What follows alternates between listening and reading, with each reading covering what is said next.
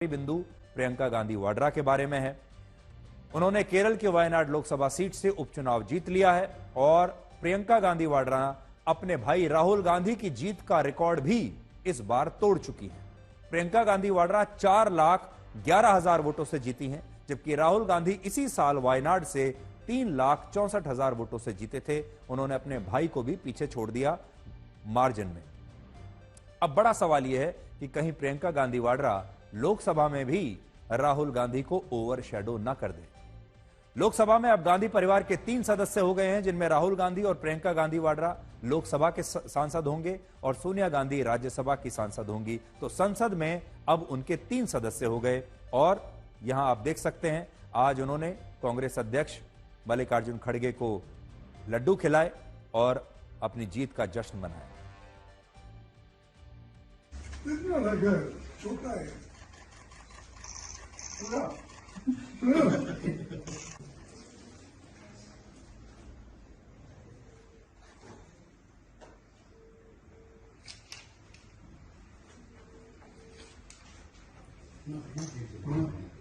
मुझे इस बात से खुशी है कि मैं जनता की इच्छा है और मुझे मौका मिला है अब जनता की सेवा करने का। आपने बड़ा इमोशनल मैसेज लिखा है अभी ट्विटर पे।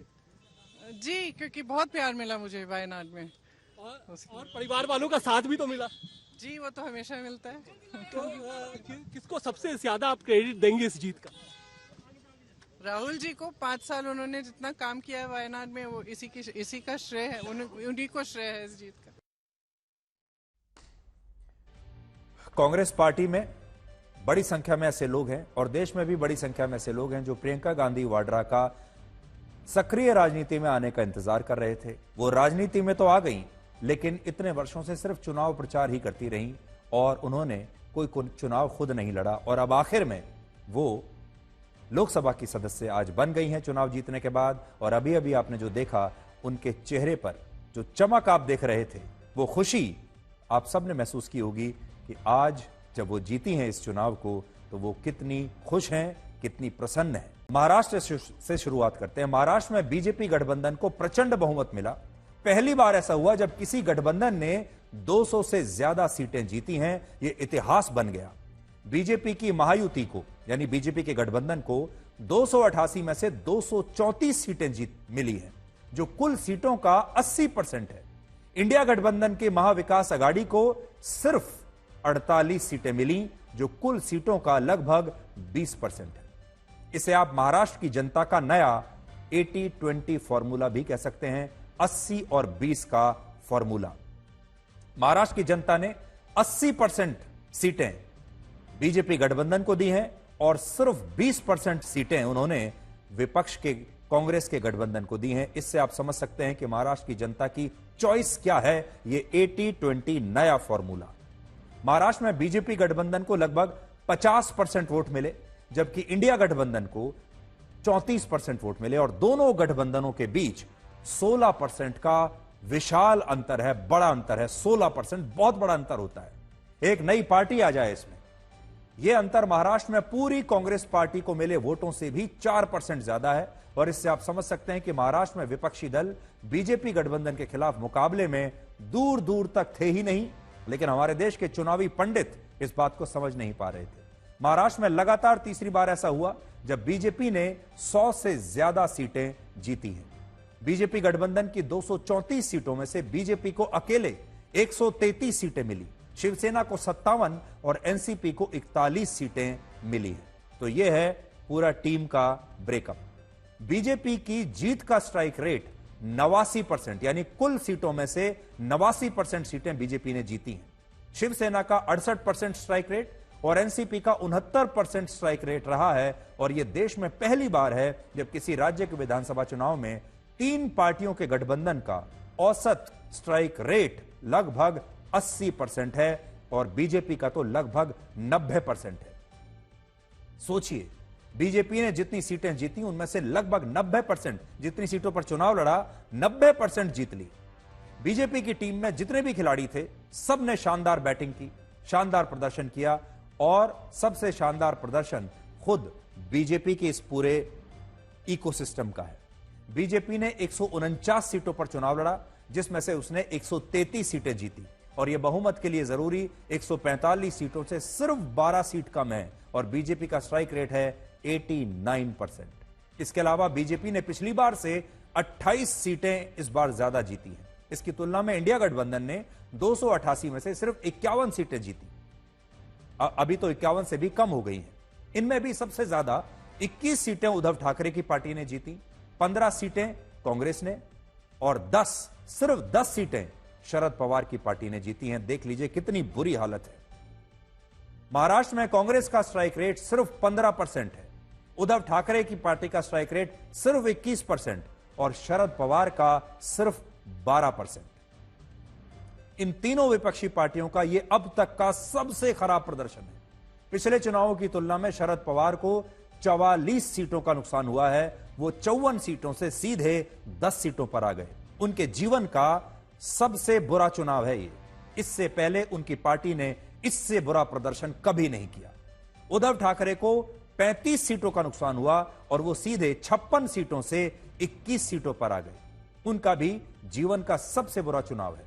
इससे पता चलता है कि महाराष्ट्र की राजनीति में ठाकरे परिवार और पवार खानदान का राजनीतिक अस्तित्व खतरे में आ गया है और जनता ने 64 वर्ष के उद्धव ठाकरे और 83 वर्ष के शरद पवार को यह कह दिया है कि अब उन्हें वॉलंटरी रिटायरमेंट ले लेना चाहिए, यानी वीआरएस उन्हें ले लेना चाहिए।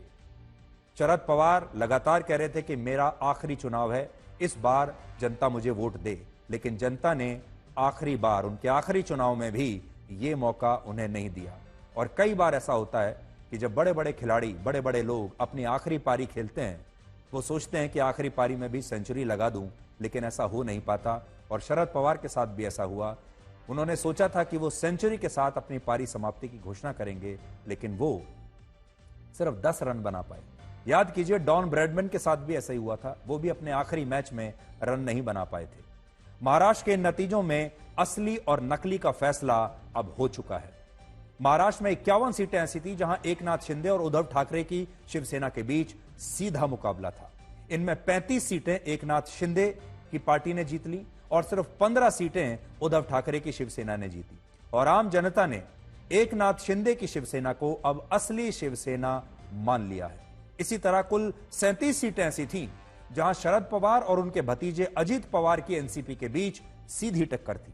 इनमें से 28 सीटें अजीत पवार की एनसीपी ने जीत ली और सिर्फ 7 सीटें शरद पवार की एनसीपी ने जीती। और आम जनता ने अजीत पवार की एनसीपी को असली एनसीपी मान लिया। तो यह असली नकली की लड़ाई, अदालत में चाहे जो मर्जी फैसला हो, लेकिन जनता ने इस फैसले को आज ही कर दिया और बता दिया कि वो किसे असली एनसीपी मानती है, किसे असली शिवसेना मानती है। इंडिया गठबंधन में सबसे ज्यादा 101 सीटों पर कांग्रेस ने चुनाव लड़ा और उसने ज्यादातर सीटों को खराब कर दिया।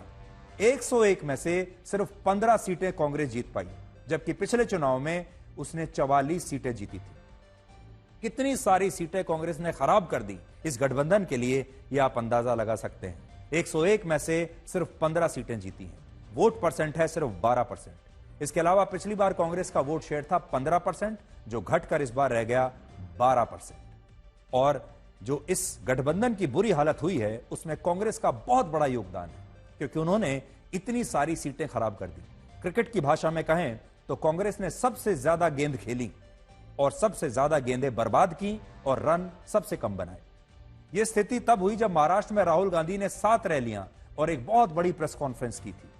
यह वही प्रेस कॉन्फ्रेंस है जिसमें राहुल गांधी ने सेफ का मतलब तिजोरी बताया था और इस तिजोरी से उन्होंने गौतम अडानी और प्रधानमंत्री मोदी की तस्वीर निकालकर दिखाई थी। इसके बावजूद महाराष्ट्र में कांग्रेस बुरी तरह से हार गई। यानी अडानी का यह मुद्दा कम से कम महाराष्ट्र में तो बिल्कुल नहीं चला। महाराष्ट्र में कांग्रेस, उद्धव ठाकरे और शरद पवार की पार्टी ने मिलकर 48 सीटें जीती हैं, जबकि बीजेपी गठबंधन में अकेले एकनाथ शिंदे की शिवसेना ने ही 54 सीटें जीती हैं। यानी एकनाथ शिंदे की एक अकेली पार्टी पूरे इंडिया गठबंधन पर भारी पड़ गई। महाराष्ट्र के सभी क्षेत्रों में इंडिया गठबंधन की करारी हार हुई है।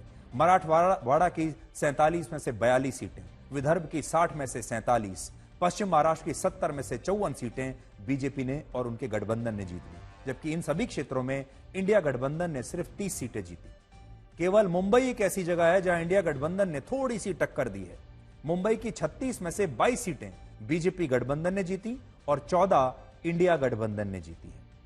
बीजेपी को इस बार ग्रामीण इलाकों में बम्पर वोट मिले हैं। ग्रामीण महाराष्ट्र की 173 में से 145 सीटें बीजेपी गठबंधन ने जीती और सिर्फ यहां 23 सीटें इंडिया गठबंधन को मिली। शहरी महाराष्ट्र की 115 में से 89 सीटें बीजेपी गठबंधन ने जीती और सिर्फ 25 सीटें इंडिया गठबंधन ने जीती हैं। तो शहर और गांव का भी आपने ब्रेकअप देख लिया। इन नतीजों से पता चलता है कि आम जनता ऐसे नेताओं को ज्यादा स्वीकार करती है जो जमीन से नीचे से उठकर आए हैं, और ऐसे नेताओं को अब खारिज कर रही है जो एक बड़ी राजनीतिक विरासत से आए हैं, बड़े बड़े राजनीतिक खानदानों से आ रहे हैं और अपने बड़े बड़े महलों में बैठकर राजनीति करते हैं। ऐसे लोगों को जनता नकार रही है। इनमें एकनाथ शिंदे ऐसे नेता हैं जिनका घर आम जनता के लिए हमेशा खुला रहता है। वो एक मामूली से कार्यकर्ता से मुख्यमंत्री की कुर्सी तक पहुंचे और एक जमाना था जब 16 वर्ष की उम्र में वो ठाणे में ऑटो रिक्शा चलाया करते थे। दूसरी तरफ उद्धव ठाकरे हैं जो ठाकरे खानदान से आते हैं और जो नीचे से ऊपर नहीं बल्कि उन्होंने ऊपर से ही अपनी राजनीति शुरू की, और शायद यही कारण है कि उनका जनता के साथ वैसा जुड़ाव नहीं बन पाया जैसा एकनाथ शिंदे का है। दूसरा, आज के नतीजे ये भी बताते हैं कि उद्धव ठाकरे ने शायद मुस्लिम वोटों के चक्कर में हिंदू वोटों का भी नुकसान कर लिया। उद्धव ठाकरे ने सोचा होगा कि अगर वो हिंदुत्व के मुद्दे को छोड़कर धर्मनिरपेक्षता की बात करेंगे, बीच के रास्ते पर चलेंगे, तो इससे उन्हें हिंदू और मुसलमान दोनों के वोट मिल जाएंगे। लेकिन हुआ कुछ उल्टा ही, और उन्हें ना तो हिंदुओं के वोट मिले और ना ही मुसलमानों के वोट मिले, और कांग्रेस के मुस्लिम वोट उद्धव ठाकरे की पार्टी में ट्रांसफर नहीं हुए, और ये सारे जो वोट हैं ये उद्धव ठाकरे से छिटक कर दूर चले गए।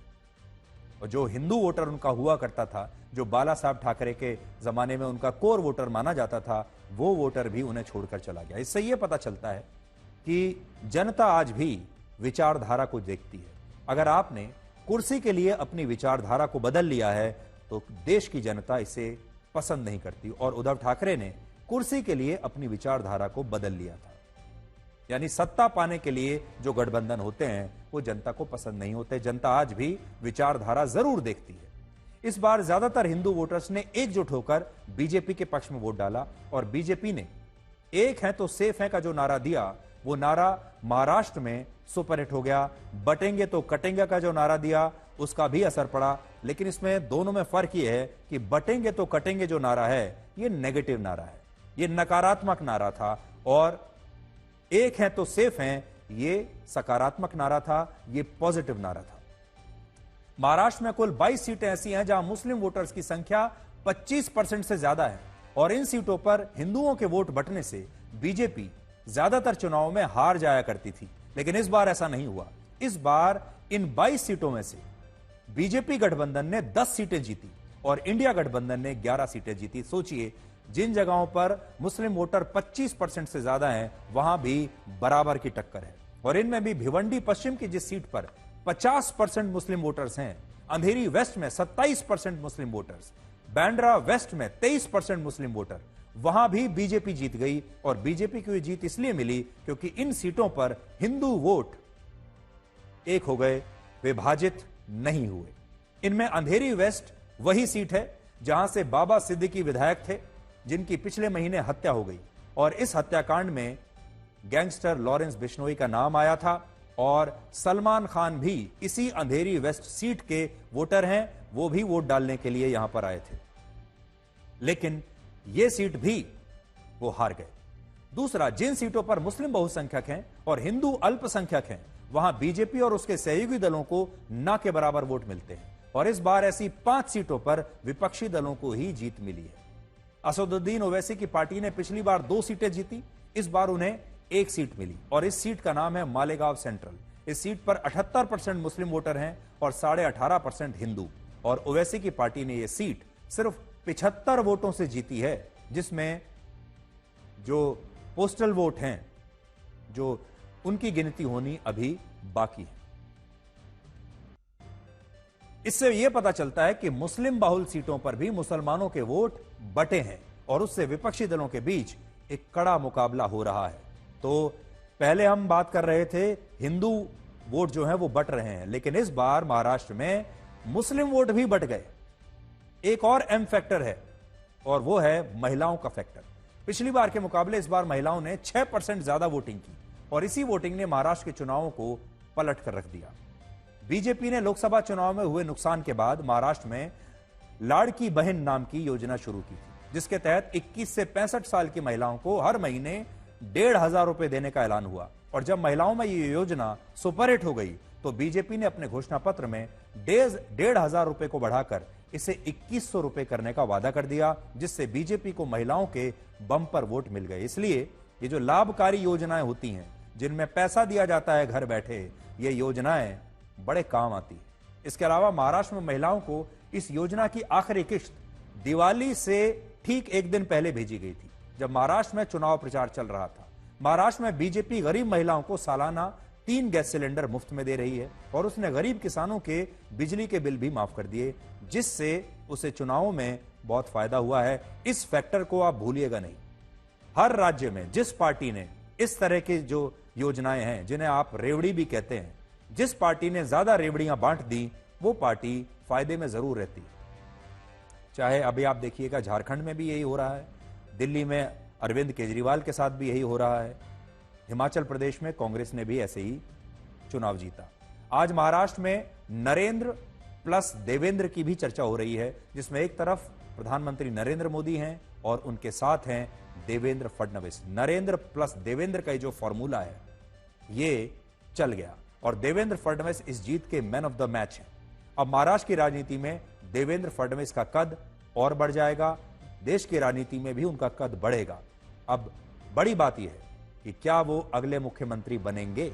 जब बीजेपी की गठबंधन सरकार में एकनाथ शिंदे मुख्यमंत्री बने, तब फडणवीस ने उस सरकार में उप मुख्यमंत्री बनकर पार्टी के प्रति अपनी निष्ठा और अनुशासन दिखाया और इसके साथ वो बीजेपी को भी लगातार मजबूत करते रहे, नाराज नहीं हुए, निराश नहीं हुए कि उनका डिमोशन हो गया।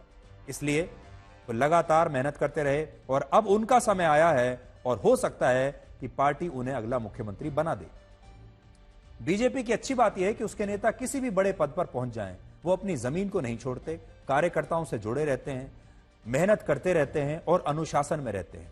आपको यकीन नहीं होगा कि महाराष्ट्र में जितनी रैलियां राहुल गांधी, मल्लिकार्जुन खड़गे, प्रियंका गांधी वाड्रा और नाना पटोले ने मिलकर नहीं की, उससे ज्यादा रैलियां नितिन गडकरी ने बीजेपी के लिए की। 67 वर्ष के नितिन गडकरी ने 72 रैलियां और रोड शो किए और वो लगातार महाराष्ट्र में पार्टी कार्यकर्ताओं और आम लोगों से मिलते रहे, जिसके लिए आज उनकी प्रशंसा होनी चाहिए। आज के दिन नितिन गडकरी की कोई बात नहीं कर रहा, लेकिन नितिन गडकरी ने इस बार जितनी मेहनत की है, शायद लोगों की नजर उस पर अभी तक गई नहीं है। आप चेक करके देखिएगा कि नितिन गडकरी ने अपनी पार्टी के लिए अपने गृह राज्य में कितनी जबरदस्त मेहनत और परिश्रम किया है। आज के नतीजों से पता चलता है कि महाराष्ट्र के लोगों को लोकसभा में शरद पवार चाहिए और विधानसभा में उनका भतीजा अजीत पवार चाहिए। इससे यह भी समझ में आती है बात, क्योंकि अजीत पवार वो नेता हैं जो पिछले 20 वर्षों से एनसीपी में रहते हुए जमीन पर काम कर रहे थे और एनसीपी के कार्यकर्ताओं से उन्हीं का संवाद रहता था। जनता भी ये जानती थी और ये बात महाराष्ट्र के लोग अच्छी तरह से जानते हैं। इसलिए उन्होंने लोकसभा में शरद पवार को चुना और विधानसभा चुनाव में क्षेत्रीय राजनीति में अजीत पवार को चुना। उत्तर प्रदेश के बाद देश में लोकसभा की सबसे ज्यादा सीटें 48 सीटें महाराष्ट्र में हैं, जिनमें से विपक्षी दलों ने 30 सीटें जीती थी इस लोकसभा में, जबकि बीजेपी गठबंधन ने सिर्फ 18 और बीजेपी को बड़ा नुकसान हुआ था महाराष्ट्र में। लेकिन आज के नतीजों में यह तस्वीर अब पूरी तरह से बदल गई है। अब आप यह देखिए कि महाराष्ट्र इतना महत्वपूर्ण क्यों है। पूरे देश में सबसे बड़ी अर्थव्यवस्था महाराष्ट्र की है, 40 लाख करोड़ रुपए की। देश की जीडीपी में सबसे ज्यादा 13% की हिस्सेदारी महाराष्ट्र की है।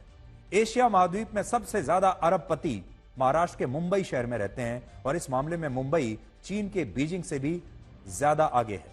पूरे देश में सबसे ज्यादा 7,61,000 करोड़ रुपए का इनकम टैक्स महाराष्ट्र से आता है और यह पूरे देश के इनकम टैक्स का 40% है। पूरे देश में सबसे ज्यादा 22% जीएसटी टैक्स महाराष्ट्र के लोग देते हैं।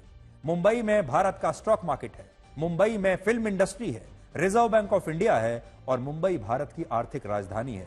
इससे आप समझ सकते हैं कि महाराष्ट्र में बीजेपी का जीतना, महाराष्ट्र में बीजेपी का सरकार बनाना कितना महत्वपूर्ण है। महाराष्ट्र के नतीजे ये भी बताते हैं कि सोशल मीडिया की लोकप्रियता वास्तविक लोकप्रियता से कितनी अलग होती है। बिग बॉस के पूर्व कॉन्टेस्टेंट एजाज खान ने मुंबई की वर्सोवा सीट से चुनाव लड़ा, लेकिन उन्हें सिर्फ 155 वोट मिले और उनकी जमानत जब्त हो गई। इससे 8 गुना ज्यादा वोट तो सिर्फ नोटा को मिले और एजाज खान के अकेले इंस्टाग्राम पर 56 लाख फॉलोअर्स हैं, लेकिन चुनाव में उन्हें सिर्फ 155 वोट मिले हैं, जिससे आप समझ सकते हैं कि सोशल मीडिया की लोकप्रियता वास्तविक लोकप्रियता से अलग होती है। बहुत सारी पार्टियां ऐसी हैं जो लोगों को सिर्फ सोशल मीडिया के फॉलोअर्स की संख्या देखकर टिकट दे देती हैं। आज उन्हें यहां से सबक लेना चाहिए। स्वरा भास्कर, जो कि कई फिल्मों में छोटे मोटे रोल कर चुकी हैं, स्वरा भास्कर के पति फहाद अहमद ने शरद पवार की पार्टी के टिकट पर चुनाव लड़ा था और उन्होंने वोटों के लिए एक मुस्लिम धर्मगुरु से मुलाकात की और ये वही मुस्लिम धर्मगुरु थे जो मुसलमानों से बीजेपी के खिलाफ मतदान करने की अपील कर रहे थे।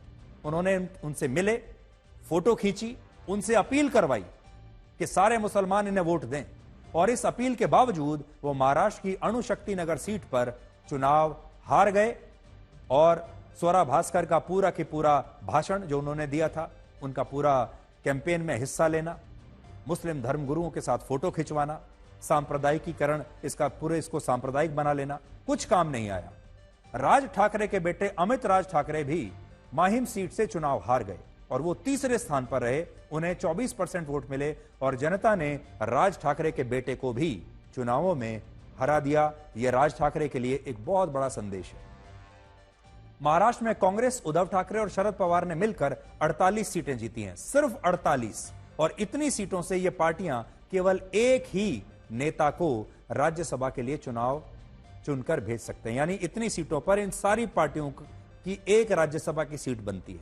अब किसे भेजेंगे आप देख लीजिएगा। वर्ष 2026 में महाराष्ट्र में राज्यसभा की कुल 7 सीटें खाली होंगी और शरद पवार के साथ प्रियंका चतुर्वेदी का राज्यसभा का कार्यकाल समाप्त हो जाएगा और तब विपक्षी दल मिलकर भी किसी एक नेता को ही राज्यसभा के लिए चुनकर भेज पाएंगे। यानी खुद शरद पवार भी अगर चाहेंगे तो वो भी शायद चुनकर राज्यसभा में ना आ पाए। अब यह देखिए कि बीजेपी झारखंड में जीता हुआ मैच कैसे हार गई और हेमंत सोरेन ने वहां कैसे शानदार वापसी कर ली। झारखंड में न तो घुसपैठ का मुद्दा चला, न ही भ्रष्टाचार का। जेल से लौटे हेमंत सोरेन को आदिवासी वोटरों की पूरी सहानुभूति मिल गई और महिलाओं को हर महीने 2,500 रुपए देने की मैया सम्मान योजना से महिलाओं के जबरदस्त वोट भी उनको मिल गए। बीजेपी के पास झारखंड में ना तो नेतृत्व था, ना कोई चेहरा था और जो नेता थे भी वो आपसी लड़ाई में व्यस्त रहे और बीजेपी की इस टीम ने, सब लोगों ने मिलकर बीजेपी को ये जीता हुआ मैच हरवा दिया। बीजेपी को इसकी विवेचना जरूर करनी चाहिए कि झारखंड में वो इतना आसान जीता हुआ मैच कैसे हार गए। झारखंड में हेमंत सोरेन के गठबंधन ने 81 में से 56 सीटें जीती, जो 2/3 बहुमत से ज्यादा है। हेमंत सोरेन की पार्टी झारखंड मुक्ति मोर्चा ने 34 सीटें जीती, कांग्रेस ने 16 और आरजेडी ने 4 सीटें जीती है। बीजेपी गठबंधन ने सिर्फ 24 सीटें जीती, जिसमें बीजेपी को 21 सीट मिली। बीजेपी की सीटें 2019 से भी कम हो गईं और उसे 4 सीटों का नुकसान हुआ। इंडिया गठबंधन को 45% वोट मिले, जो पिछली बार से 7% ज्यादा है। बीजेपी गठबंधन को 38% वोट मिले, जो पिछली बार से 2% कम है। हालांकि ज्यादा सीटों पर चुनाव लड़ने की वजह से वोट शेयर के मामले में बीजेपी सबसे बड़ी पार्टी रही है और उसे 33% से ज्यादा वोट मिले, जबकि जेएमएम को 23% और कांग्रेस को 15.5% वोट मिले हैं। हेमंत सोरेन के खिलाफ एंटी इनकम्बेंसी, भ्रष्टाचार के आरोप और लोगों की नाराजगी का बीजेपी कोई फायदा नहीं उठा पाई, जबकि हेमंत सोरेन को जेल जाने का पूरा फायदा मिला। सहानुभूति की लहर में आदिवासी उनके पक्ष में एकजुट हो गए और आदिवासी क्षेत्रों में लगभग बीजेपी का पूरा सफाया हो गया। बीजेपी झारखंड में मुख्यमंत्री पद के लिए हेमंत सोरेन के सामने कोई बड़ा चेहरा नहीं ला पाई। 2019 में बीजेपी से अलग पार्टी बनाकर चुनाव लड़ने वाले बाबूलाल मरांडी बीजेपी में लौटकर भी फेल हो गए। एक बड़ा और लोकप्रिय चेहरा बीजेपी के पास था, वो है रघुबर दास, लेकिन बीजेपी ने उन्हें पहले ही राज्यपाल बना दिया था, इसलिए उनकी कोई भूमिका नहीं रही। महिलाओं के लिए लाई गई मैया योजना हेमंत सोरेन का सबसे बड़ा मास्टर स्ट्रोक था। उन्होंने 21 से 50 वर्षीय गरीब महिलाओं के लिए हर महीने 1,000 रुपए देने की घोषणा की और चुनाव से ठीक पहले इस राशि को बढ़ाकर 2,500 रुपए कर दिया, जिसके बाद महिलाओं का जबरदस्त वोट हेमंत सोरेन और उनके गठबंधन को मिल गया। बीजेपी ने गलत उम्मीदवारों को चुना, जिससे लगातार दूसरी बार झारखंड में वो हार गए। बीजेपी ने झारखंड की जिम्मेदारी शिवराज सिंह चौहान और हेमंता बिस्वा शर्मा को सौंपी, लेकिन उनकी यह रणनीति फेल हो गई। असम के मुख्यमंत्री हेमंता बिस्वा शर्मा ने अवैध घुसपैठ और आदिवासी बेटियों का मुद्दा उठाकर वोटों के ध्रुवीकरण की बड़ी कोशिश की, लेकिन कोई फायदा नहीं मिला और केंद्रीय मंत्री बनने के बाद शिवराज सिंह चौहान अपने पहले बड़े मिशन में फेल हो गए। और बीजेपी को अपने झारखंड के प्रभारियों से जरूर बात करनी चाहिए, उस टीम से जरूर बात करनी चाहिए जिसने बीजेपी को झारखंड का यह मैच हरवा दिया। अगर आप हमसे पूछें तो इस बार बीजेपी के लिए हेमंत सोरेन को हराना काफी आसान रहता अगर उन्होंने ठीक रणनीति के साथ यह चुनाव लड़ा होता, लेकिन बीजेपी बीच में ही भटक गई और बीजेपी के जो नेता थे वो आपस में लड़ते रहे, उनके आपस में बड़े मतभेद थे और यह आपको चुनाव के प्रचार में भी समझ में आ रहा होगा। हेमंत सोरेन के परिवार और पार्टी को तोड़ने की बीजेपी की रणनीति बैकफायर कर गई। बीजेपी से चुनाव लड़ रही हेमंत सोरेन की भाभी सीता सोरेन बड़े अंतर से चुनाव हार गई। उन्हें इसी साल लोकसभा के चुनाव में भी बीजेपी ने टिकट दिया, वहां भी हार गई। तो सोचिए, वो लोकसभा हारी, अब विधानसभा दिया तो वो भी हार गई। जेएमएम से बीजेपी में आए पूर्व मुख्यमंत्री चंपई सोरेन के क्षेत्र में बीजेपी बुरी तरह से हारी। चंपई सोरेन के बेटे बाबूलाल सोरेन भी चुनाव हार गए। इसलिए बीजेपी जो दूसरी पार्टियों से इंपोर्ट करके नेताओं को लाती है, उससे बीजेपी को फायदा नहीं बल्कि नुकसान होता है। और उत्तर प्रदेश में योगी आदित्यनाथ ने बीजेपी गठबंधन को 9 में से 7 सीटें जितवाकर अपना जलवा फिर से कायम कर लिया है। उत्तर प्रदेश की 9 विधानसभा सीटों पर बीजेपी को 6 और उसकी सहयोगी आरएलडी को 1 सीट मिली है, जबकि समाजवादी पार्टी सिर्फ 2 सीटों पर चुनाव जीत पाई है। इसलिए योगी आदित्यनाथ को जो हटाने की बातें चल रही थी कि उनकी स्थिति कमजोर हो गई है, अब वो सारी अफवाहें होल्ड पर आ जाएंगी, क्योंकि योगी आदित्यनाथ का जलवा उत्तर प्रदेश में अभी भी कायम है और उन्होंने अपनी इज्जत को बचा लिया, अपनी प्रतिष्ठा को बचा लिया और अपने लंबे कार्यकाल को भी बचा लिया।